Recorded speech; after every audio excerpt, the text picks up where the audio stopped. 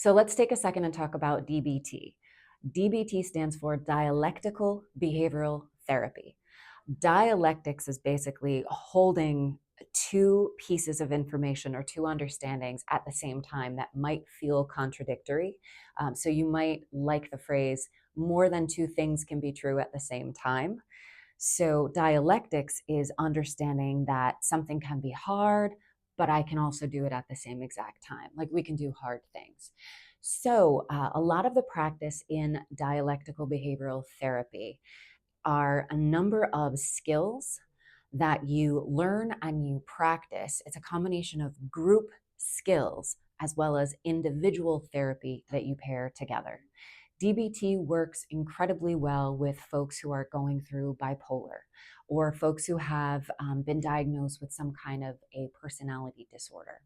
DBT is an incredible set of skills to have in your toolbox, and it's the kind of therapy that you don't do once and then you're done.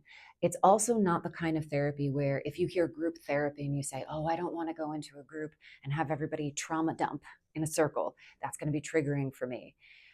Don't worry, that's not the kind of group therapy that DBT is, nor is that the kind of groups that we run here at Advanced.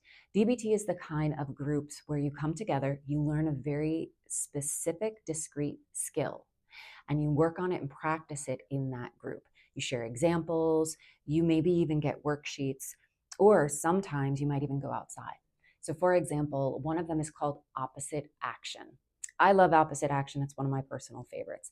So if you are feeling like you're so depressed and sad and you just want to lay in your bed all day long. Well, we know, anybody knows, even if you don't have a mental health diagnosis, that that's not what's healthy for you. You need to get some sunlight, you need to move your body, you need to drink some water, see people and socialize. DBT teaches through opposite action that whatever it is you want to do on this side of the spectrum, you need to do a 180 and at least do a little bit of the opposite action. It's a way of tricking your body and your mind into starting to feel those things, even if you're not actually feeling them.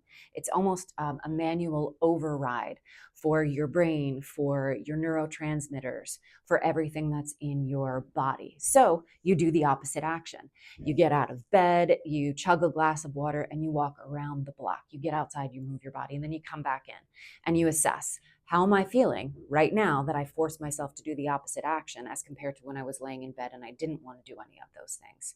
Inevitably, what you find is when you rate it on a scale how you're feeling in bed versus when you rate on the scale after you forced yourself to do opposite action, the way you feel has somewhat increased. You might be grumpy still and feeling pretty lousy emotionally, but your body and your rating scale has increased a little bit.